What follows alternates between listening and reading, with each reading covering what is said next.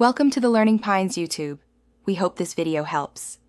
You start by confirming the Genius Boost Gb70 is charged to at least 50% and shows the ready indicator. That saves time and prevents failure. Once done, park the vehicle, switch ignition off, and apply the parking brake for safety.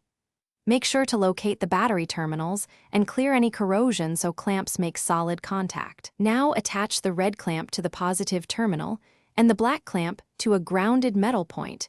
If battery terminal access is you've connected the clamps. Next, verify the clamp LED confirms correct polarity. If not, disconnect immediately. Then set the Gb70 to the right mode for your engine type so internal protections match the load. Once the unit is on and stable, wait 1 to 2 minutes to allow capacitors to charge and prepare for cranking.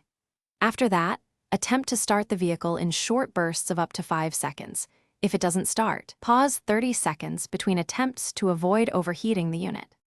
You finish by turning off the Gb70 and removing clamps. Black clamp first, then red, to reduce spark risk and stow the unit and cables. If the car still won't start, check polarity, ensure the Gb70 shows sufficient charge, and re-clean or tighten terminal contact. Poor contact is the most common failure. Finally, test the Gb70 after use and recharge it to full so it's ready for the next event. That maintains battery health and ensures reliable starts. Thanks for watching.